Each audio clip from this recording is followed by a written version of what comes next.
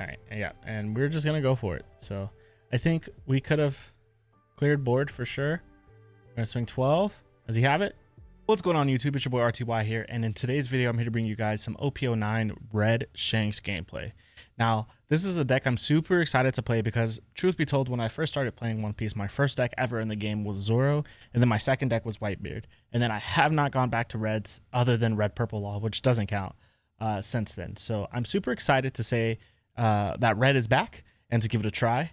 So without further ado, let's hop into the video and show you guys some Red Shanks. Real quick, before we get into today's video, make sure you guys check out Dueling Guard at duelingguard.com/RTY5. That way you guys get 5% on all your orders. Dueling Guard has a lot of sick products that you can use for all your TCG needs, like these play mats, as well as these bundles that come with nice deck boxes, and in some cases, even custom leaders as well.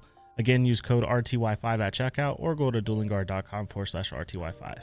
See you in the video. Okay, real quick, this is just the deck list that we're using. This isn't one that I created myself, but one that I found online that we're going to trial and run today.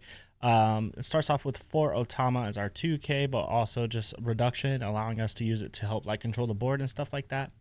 2 of the OP06 10 cost Shanks to KO some stuff. Again, we can play this deck aggro-y, but we could also play it a little bit more control-y as well.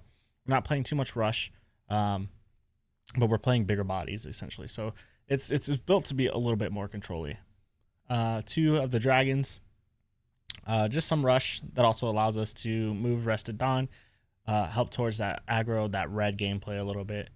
And then 4 of the Rayleigh. Now this card's insane. Helps us clear board if need to, while KOing one thing and reducing 2 things by 3K and a 2K. So very strong card for sure in the deck. Definitely a 4 of as well. Your ideal curve, realistically, is something around like Yasop into Beckman, into Rayleigh, into Shanks. So very strong. After that, we have 4 of the Uta. This card is just our searcher. Super amazing card. He just finds any red-haired pirate. You know, nothing too different. Just our standard 1-cost searcher. And then the new 10-cost Shanks. This card is insane. All of your opponent's characters have minus 1,000 power, and this card has rush. So not only is it a 12K body, but it reduces the board by 1K, making it easy to, like I said, clear board if we want to, or just like nullifying blockers sometimes. Like, for example, if they have a 6K blocker, they can't use it and block out of our 5K leader swing for free. So very strong card. After that, we have 5 of the Rayleigh. This card is good because it's a blocker, but it's also Cycle, and we know Cycle is just very good in this game. Then we have Howling Gabu, 2 of, it's just a 5-cost 7K vanilla, nothing too much there. And then Building Snake, which is this deck's version of Gordon and Raise Max. As we know, just bottom deck minus 3K. Continues towards the deck's game plan of just swinging into board and removing things. Now, this card right here, in my opinion, Ben Beckman, is the MVP. So this card, and I want you to read the first word of this card. It says trash, not KO, not bottom deck, not anything. It says trash up to one of your opponent's characters with a power level of 6,000 or less. So that means if they're playing Sabo or anything to that effect, Borsalino, it doesn't matter. This card says trash, not KO. So this card is very good into black blockers, mirrors, the mirror, for example. And just a super strong card. So probably MVP of this deck for sure. And then it has Hongo. This is just a 2K, but you can also just rest it, much like Makino, but like reverse Makino, and then give up to one of your opponent's characters minus 2,000. Not too often does that come into play, but you know it's not impossible. So then we have Yasop, just a card you want to see on curve. It helps you with that reduction when it's attacking. You want to attach a Dawn minus 1K. So for example, if we're swinging this card into another 6K body, it would be a 7K swing into a 5K swing if you wanted to, which is very strong. So after that, we have Lime Juice, just another one of our 2Ks.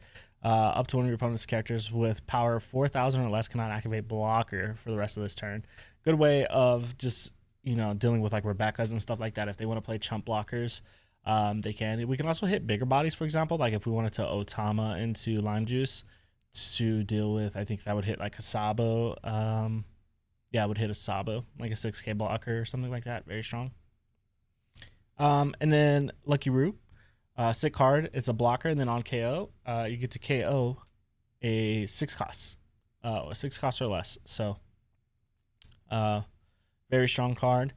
Good for removal against, I think, most everything but black. If they play Sabo on their turn and then swing at you, it would play around this card, unfortunately, but still a very good card. And then, of course, we have one of the GOAT, Goldie Roger. So rush, and then if I'm at 0 life, you're at 0 life, we're both at 0 life. It doesn't matter. If you use a blocker, you are dead. So say, for example, I've established a board. I have a Rayleigh, a Shanks, and something else on board, and then I play Roger, and you're just like, oh, I'm going to survive off my blockers. Actually, you're going to die off of your blockers. So like I'll swing like 10-10, for example, or 12-12, and then be like, all right, well, I'm playing this blocker, swinging, or I'm playing Goldie Roger, swinging 10, swinging 13, and then I'm swinging 5. And if you counter out of the 13, you can't block the 5. You probably have no cards left over. You're dead. So yeah, that is the deck profile for Shanks. Without further ado, let's get into the games. All right, so here we go. Our first game on Shanks, and we actually get the mirror. So let's get into it. I think we're gonna elect to go first. We have Uta, we have 10-cost Shanks, and Rayleigh. That was a close call. I think it's just good enough because we have the Uta.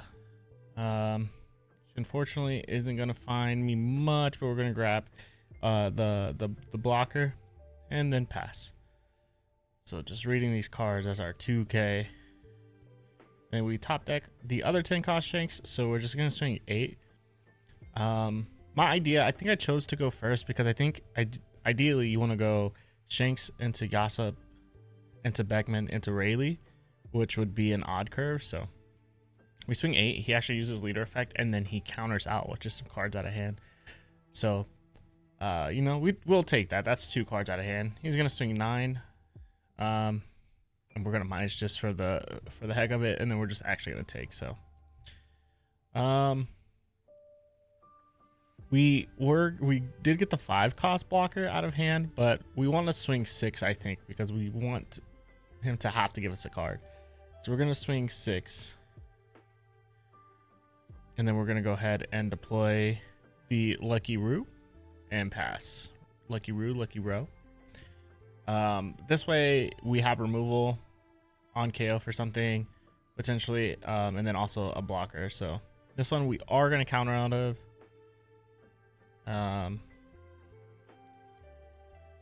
Just deciding which card to trash because I'm not 100% new to these, or 100% sure of these cards. So we're gonna go ahead and play his own Rayleigh. It's a blocker, and then it lets him cycle. So draw 2, trash 1. Okay, so unfortunately we don't really see the Yasop or the see our ideal curve here. So this is a red mirror, and I am winning that hand advantage game. So I think we're gonna chip at the hand advantage some more. We're just gonna swing 6. That way he can't get a free block or a free lead effect.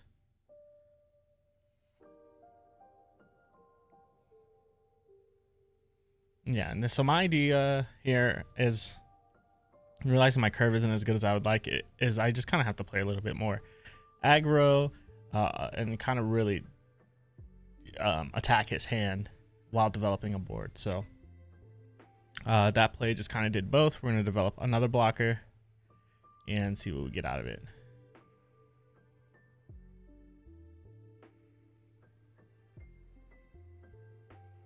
Yeah, so we're looking at it on our 9 down turn. We're going to a Rayleigh turn, so he's going to go ahead and play Yasop.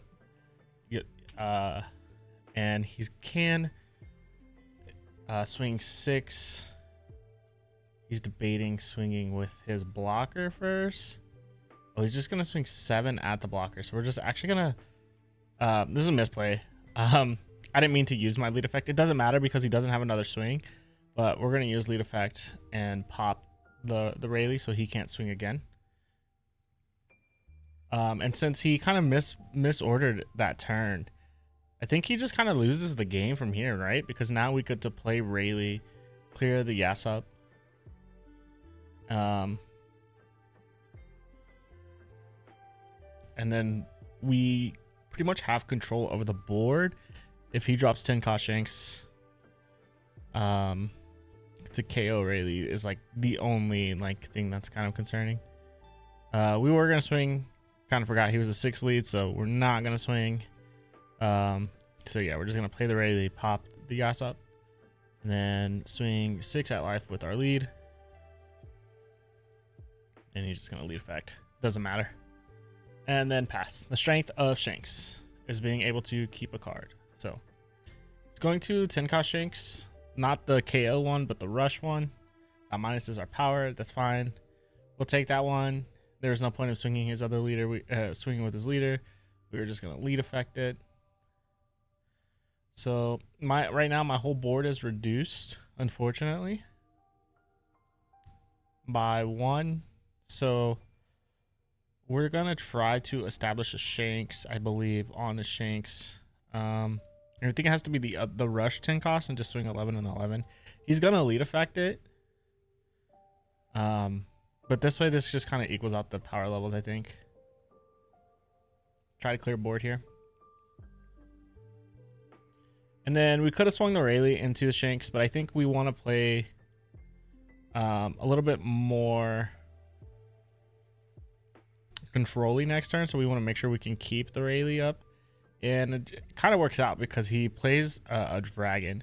He's going to swing 13. And we're going to lead effect that and give him a 2k. Now he has 2 swings at life, a 9 and a 7. We have the counter for a 7, probably, or an 8 and a 7. That's right. I forget about the Shanks. So I think ideally we take the 8 counter out of the 7.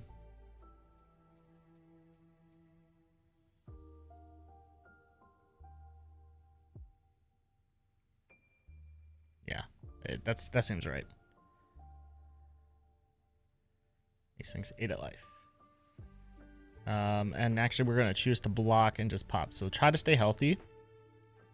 Cool. And then so we have 2 of these building snakes, which is pretty cool. This is gonna help us fight for board here. We already have the minus 1k, but we're gonna do it and then bottom deck it. This is just Gordon essentially. So this puts him down to an 8k and my leader is an 11k. So I think we need to swing 12 into 8. 13 was probably better for lead effect, but this requires lead effect, which means if I have to swing again, I can swing the Rayleigh into it, and he doesn't have the lead effect for that. So we get 2 cards out of hand. So it is an 8. My Rayleigh is a 7, so I'd have to attach 1 Dawn at least.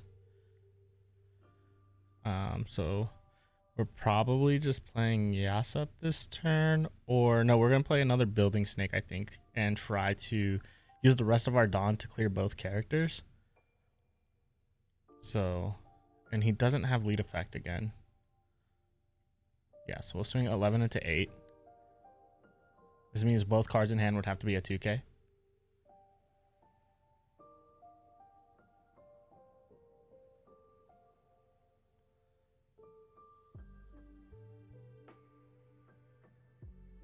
Okay, and we have another building snake, so we're gonna go ahead and do that, and then attach all Dawn on lead and swing 8 and a 5. Same instance, both cards have to be a 2k, and they were. So interesting that he chose to let the Shanks go, but counter for the dragon. Definitely think it should have been the other way around. Let's see. He has an 8k. He has a lot of Dawn up. I don't think there's a world where he can clear both characters. He's gonna attach all Dawn and swing at the Rayleigh. So if I lead effect, that makes it a 12. Yeah, I don't have the counter, so we'll let it go. Then he'll swing 6 at life. We will lead effect. Now just give him a 1k here. Try to stay healthy because I think the game is pretty much just 1 here, right? I clear the dragon with just swinging at it. Play 10 Shanks. And then can't swing because he's a 6k because he played Yas up this turn. Then pass.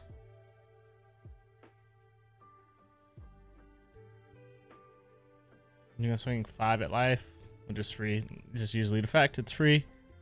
He's gonna play the Goldie Roger, swing 12. We'll just counter, obviously. Yep, and then there you go. There's the concede.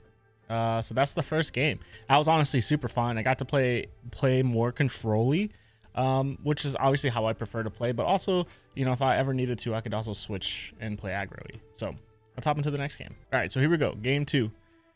We're going against Red Purple Kid, which got a lot of support this set. So I'm actually really interested to see what this deck does. We're going first, and we have the nuts here. We have our ideal curve, which is Uta, swing 8, I think, into Yasup, into Beckman, and it's just kind of hard to lose the game after this. So he's gonna swing 6. We will use lead effect, make it a 5, and since it's a 5k, it's an easy counter. I'm just gonna go ahead and just counter out of that. So yeah, now we're gonna go ahead and just play the Yasup and buff our leader, and then swing 6. And then so we're a 6k for 2 turns, for our turn and our opponent's turn, until it comes back. So very strong. And then pass. All right, we got a 5-cost kid, so he's gonna lead effect. I think this is a 7k, right? Yeah.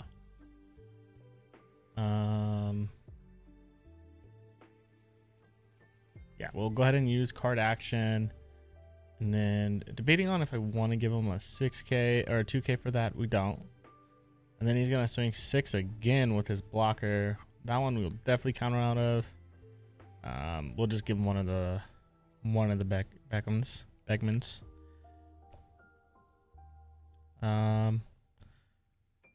Cool. So let's just play it. Okay, trash the kid. We'll swing 6 into the blocker, or 5 into the blocker first. See if he gives us a 2k. If he doesn't, then we're just swinging 6 into life. I think either way we're getting a 2k out of hand.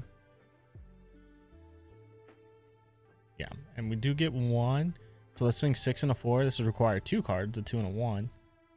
Oh my god, we get him. All right. We're fine. That turn was exclusively for us to be able to get some cards out of hand. He's gonna pop lead effect. Yep, he's gonna swing 6 at us. We probably should have not used the effect. There, we should have kept it, just because since he played kid, he was gonna get another swing off with his blocker if he decides to turn sideways, and he does. So like this would have been a free counter. We'll take anyways, and we ended up getting blessed for it. So we're gonna swing 6 into 4 again. He's low on card size, so he has to let it go, I think. And then we'll play the Rayleigh, so we could pop the blocker kid. And then we'll swing. We should have put a Dawn under there before we swung, but that's fine. We'll swing 6 into life. And then we'll swing 7 life.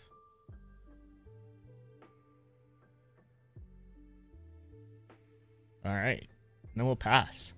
So he's already down to 1 life. We're feeling pretty healthy here, and we have 2 10-cost Shanks in hand. So unless he has a way to like really block her up, and he does. So he plays the Heat and the kid.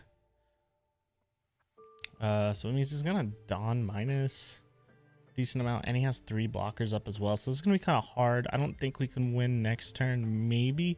We have 1, 2, 3, 4, 5 swings. One of which is a free block, though. He's just gonna swing 9.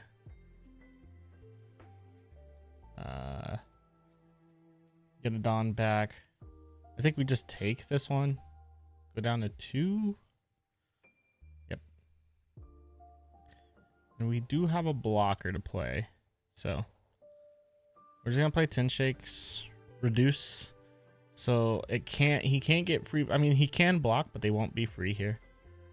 And we have 5 swings coming at him as well, so all 3 of these blockers are likely gone, or he's gonna have no hand. He has a 6, a 7, a 8, and a 12k swing coming at him. So these are some big swings. So swing the 5, He's gonna take. That tells me that we're definitely getting all three of these blockers this turn. Yeah, starts with that one. Swing the 7. Yep, we get a 0 cost. Swing the 8. We get that one. We swing 12. Yep. And I think we have it. Unless, I mean, we're at 2 life. Do we survive even double Kid Killer? I think because he would swing 7, 7, 8. But our lead effect, it would, oh, I forget we have Shanks on the board, so it wouldn't even be 7. It'd be 6s. So yeah, he just go ahead and concedes, and that's game 2. Let's hop into another one. I think that game went extremely ideal for us. Like, we just curved perfectly. All right, so here we go. Going against purple Luffy. We're going to go first. A, because it's our ideal curve, but B, because we don't want purple Luffy going first. And we're going to choose, it's either between the blocker or the 10 Shanks here. I think we'll take the 10 Shanks. And we have our ideal curve again. So next time we're definitely going to swing 8 into the Yasop and to the Beckman. Into the Shanks, ideally, or the Rayleigh into the Shanks, I think is the ideal curve if you can see it. So yeah, just swing 8. This matchup, I'm not sure how it goes because once they start flooding the field with blockers, I think it could be kind of hard to get through. So we kind of have to swing big. So swinging 6 at life. We are going to counter. Just trying to decide what to counter with. Yeah, again, trashing a Beckman. We know this is Zoro, and it's the ideal 4-drop. It's either Zoro or page 1. So yeah, we're going to go to 5, become a 6k lead. We know that next turn only the Zoro is swinging at us. Ideally, for the Pluffy, only the Zoro is swinging at us because he wants to play Luffy on this turn. So only the Zoro should be swinging at us. All right. So actually attaching a Don to lead to the Zoro. I guess he ramped. It goes to 2 life. I think that's scary to do against an aggressive deck, like just against red in general. We'll just give him the 2k for that since we are 6k lead. And like I said, we know he wants to play Luffy this turn. The question is if it's into Sangoro, and it is, and that's fine. So we kind of have to answer the Sangoro immediately. So I'm swinging 6 into the Zoro just to see if he gives us that. Because if he does give us the Zoro, we clear board into just the Luffy. It's pretty much wraps from there. But he's smart. He countered out. So we're going to swing the 5 into life. We get 2 cards out of hand, so worth. And then we're going to clear the Sanji, the Sangoro, so he can't actually draw those cards back. And then pass. So we're feeling pretty good right now. Still at our 5 life. But this is where for Pluffy the game can turn around. So you know, this is ideally for him, I think, like a Kaido turn, which is scary. So we're actually gonna lead effect just to keep counter in hand for this 6k swing. Yeah, we're gonna swing. We're actually gonna counter just to kind of force this Luffy to swing at it. Unfortunately, the Luffy does come at life, so we do have to take. We luck out. It's not Kaido yet, so he's actually gonna go Kid into Nami. Interesting. So it's reading Aurelie. Not sure what that card does.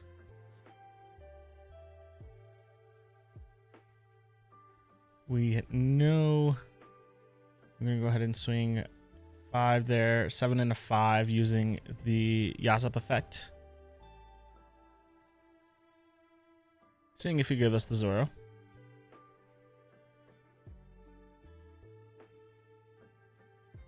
Nice. And we do clear the Zoro. Where do we go from here? I think we have enough characters on board that, and we're healthy enough in life that we should actually just start swinging at life. Like, this Luffy's going to be a problem, but I think we should definitely just start swinging at life. So we will go ahead and play our blocker.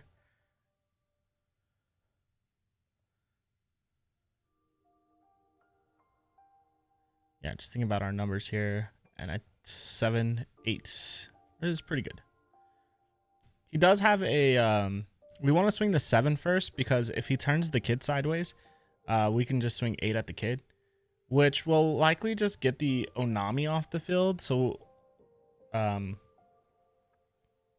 you know, it won't give us the kid, but it will get one of these blockers off the field. And so we are right, he is going to turn the kid sideways, yeah, and then he's just going to block the Onami. So worked out well for us. So 10 on turn here is probably going to be 6, 8, and then this should be the Kaido turn, actually. So actually it will be potentially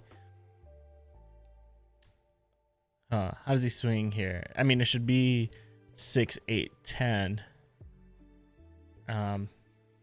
But he gets another one, so it should be 6, 9, 10, honestly, which is pretty good. And I have no blockers too, so let's see if he decides to swing at life or if he's going to try to clear board here. I'm going to swing 6.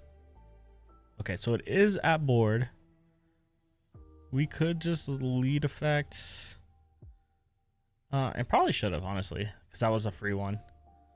But now if he swings 8, yeah, we're going to definitely use it here. I mean, I guess we don't have to. If we're going to, the only cards in our hand is a 2K anyways. So maybe it was better to save it for the Kaido. Make this Kaido swing a 9K. And then maybe we could have countered out, but it's okay. Next turn, we're definitely trying to clear the Kaido. So we're just going to play the Tin Shanks to clear the Kaido. And then continue swinging at life, I think, is probably the best play. Should have swung the 5 first, just to see if he would turn the kid sideways. Because now there's no point in turning the swinging with our leader. So we should have optimized that a little bit better. Swung the 5 first, just to see what would happen. But nonetheless, we clear the Kaido. Feeling pretty good. I think like we're in the position where we're threatening lethal based on hand. So I think we ideally want to try to protect board as much as possible here, because as long as Yasop, Shanks, and lead effect is on the field, he's always just capable of dying to rush. So yeah, we'll just use lead effect here. That's a free one. He's gonna swing 8 and a 6. We can counter out. Yeah, we will, for that reason I said. And then he's going to play another Onami. This card's kind of annoying, I'm not going to lie. So he gets to draw 1, trash 1, and then protect his board. So I think we're going to continue, just since we're so healthy in life, continue this trend of just swinging at board. Again, should be swinging the 5 first, then the 6. This is fine. Swing the 12.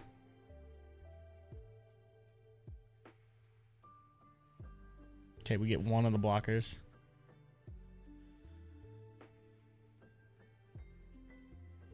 So if I was going to swing this way, honestly, it's better to play the Tin Shanks first, because then this isn't a free block. So, you know, just learning with the cards we have.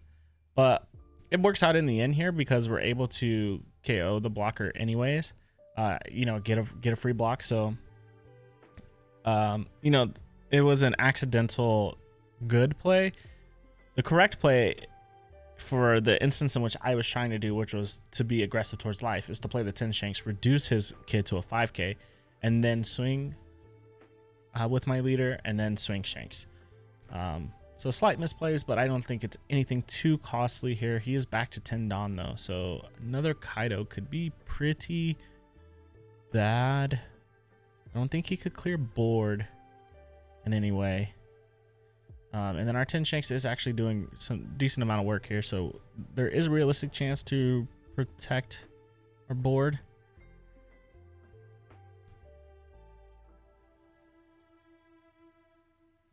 And he's low on card size as well, so there's also just the chance that we go for a game next turn as well.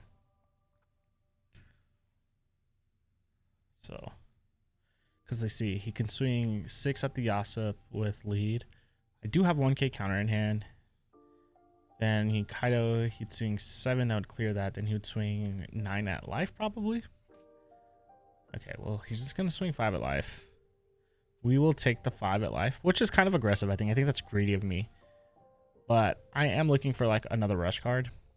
And then trying to save my counter for protecting my board.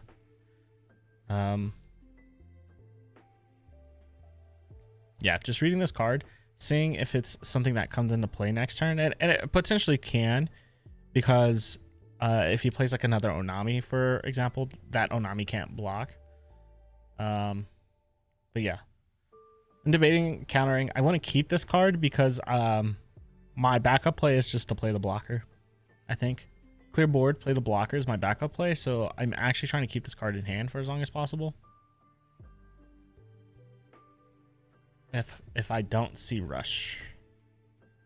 Yeah, and he's just thinking it over, playing the Kaido, put it on, he swings 10. The 10 would go at life. So I take 3 life here, I think. Unless he decides, yeah, because like the Kaido's just gonna KO the Yasup, so, which is unfortunate because I think game is guaranteed if that sticks. Okay, whew. And we top deck the Shanks, so I actually wasn't sure. So let's see what happens. We're gonna swing 5 at life. Okay, so at this point, I think I'm gonna go for game. I don't know if it's correct or not. It's not guaranteed. Honestly, it's probably better just to play the blocker and try to clear board here. But he draws a 2k.